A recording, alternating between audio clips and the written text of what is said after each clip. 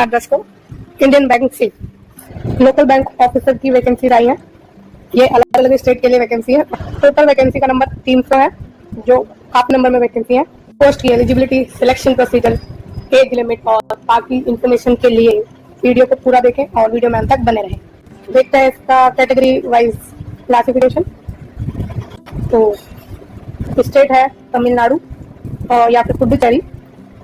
Language proficiency desired Tamil, आपको तमिल आनी चाहिए। और टोटल इस स्टेट की वैकेंसी रहेंगी 160, जिसमें से एससी कैटेगरी के लिए 24 वैकेंसी है, एसटी के लिए 12, ओबीसी के लिए 40, ईडब्ल्यूएस के लिए 16 और जनरल के लिए है 65 यानी 65। और इसमें फिजिकली हैंडीकैप्ड की सब कैटेगरी एचआई यानी हियरिंग इम्पेयर्ड पर्सन के लिए 2 वैकेंसी है, ओसी यानी ऑर्थोपेडिक टैलेंट पर्सन के लिए 2 वैकेंसी है, वीआई यानी विजुअली इम्पेयर्ड पर्सन के लिए 1 वैकेंसी है, आईडी यानी इंटेलेक्चुअल डिसेबिलिटी के लिए 1 वैकेंसी है।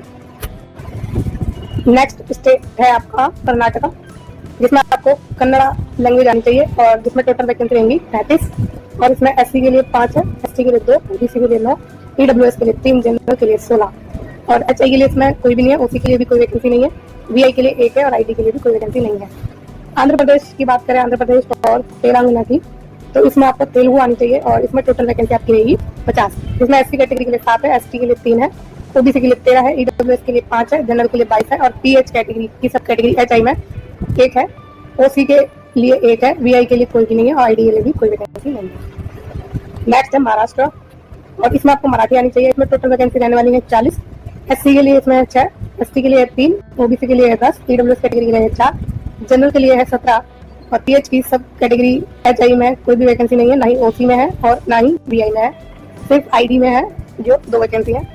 नेक्स्ट स्टेट है हमारा गुजरात, जिसमें आपको ऑब्वियसली बात है गुजराती आनी चाहिए और इसमें टोटल वैकेंसी आपकी रहेंगी 15 और इसमें से एससी कैटेगरी के लिए 2 है, एसटी के लिए 1 है, ओबीसी के लिए 4 है, ईडब्ल्यूएस के लिए 1 है, जनरल के लिए 7 है, पीएच की सब कैटेगरी एचआई, ओसी के लिए कोई भी वैकेंसी नहीं है और वीआई के लिए 1 है, आईडी के लिए भी कोई वैकेंसी नहीं है। इस तरह से आपकी टोटल वैकेंसी 300 बनती है।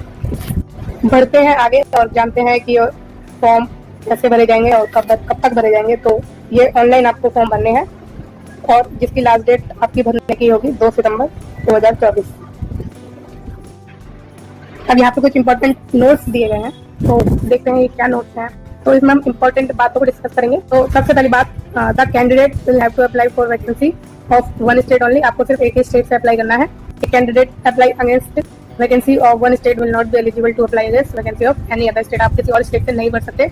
Merit list will be drawn state wise and category wise. Merit list जो है स्टेट वाइज और कैटेगरी वाइज तैयार की जाएगी। Selected candidate will be posted in the state against whose vacancy they are selected. आप जिस स्टेट के लिए सेलेक्ट होंगे उसी में आपकी पोस्टिंग होगी। तो आप भर तो किसी भी स्टेट से सकते हैं, लेकिन एक ही स्टेट से आपको भरना होगा, ठीक है, और उसकी स्पेसिफिक लैंग्वेज आपको आनी चाहिए। अब नेक्स्ट हम बात करते हैं, जैसा कि मैंने आपको बताया कि आपको वो लैंग्वेज पढ़नी, लिखनी और बोलनी आनी चाहिए जो आपकी डिजायर्ड लोकल लैंग्वेज है। उसमें आपका प्रोफिशिएंसी टेस्ट भी होगा, इसलिए आपको वो लिखनी, बोलनी, पढ़नी आनी चाहिए, ठीक है। नेक्स्ट आगे बढ़ते हैं। अगर आप शेड्यूल्ड कमर्शियल बैंक के सब्सिडरी में काम कर रहे हैं तो आप इसके लिए एलिजिबल नहीं होंगे, ठीक है। आगे इसका एलिजिबिलिटी क्राइटेरिया यहाँ दिया गया है। आते हैं अब इसकी क्वालिफिकेशन पर कि आपको इस पोस्ट के लिए क्या क्वालिफिकेशन चाहिए और इसकी एज लिमिट पर।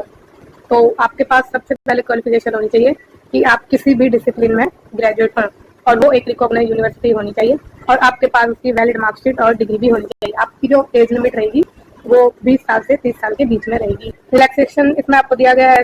अगर आप कैटेगरी में आते हैं और आपको रिलैक्सेशन की जरूरत है तो आप ये चेक कर सकते हैं। आपको ये पीडीएफ इस वीडियो की डिस्क्रिप्शन बॉक्स में मिल जाएगी, ठीक है।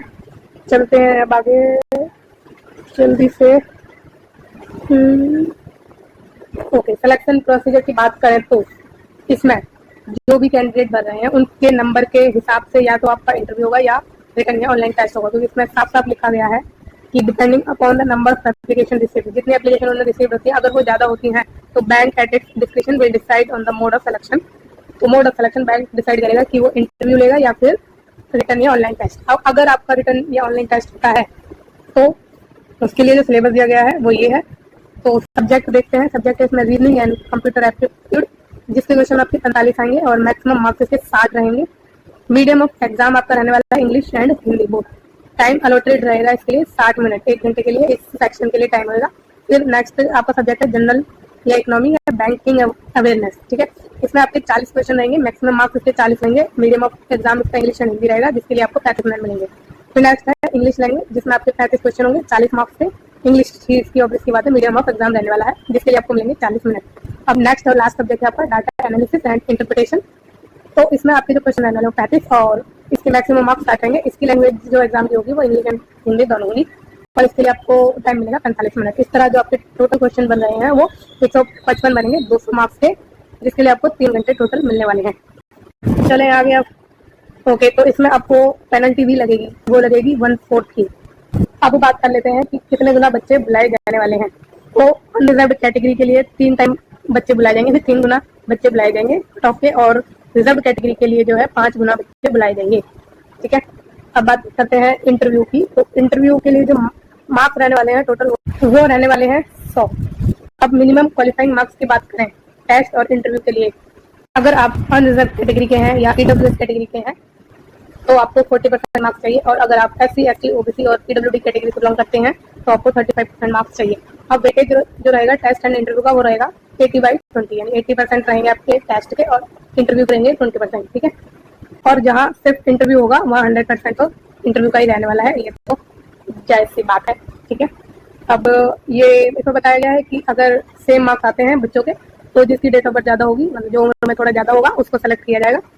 नेक्स्ट बढ़ते हैं। अब इसमें हाउ टू अप्लाई बताया गया है कि आपको अप्लाई कैसे करना है, आपको ऑनलाइन अप्लाई करना है। इस ऑनलाइन अप्लाई करने का जो लिंक है वो आपको इस वीडियो के डिस्क्रिप्शन बॉक्स में मिल जाएगा। आप सीधे वहाँ पे क्लिक करके डायरेक्ट इसके एप्लीकेशन फॉर्म पर पहुँच जाएंगे, ठीक है। तो इस वीडियो में यही तक। अगर आपको ये वीडियो अच्छी लगी है और फ्यूचर में ऐसी ही वीडियो और जॉब अपडेट्स आपको चाहिए, आप इंटरेस्टेड हैं जॉब लेने के लिए, आपको अपना फ्यूचर बनाना है, तो प्लीज़ इस चैनल को लाइक, शेयर और सब्सक्राइब करना ना भूलें। Thank you so much.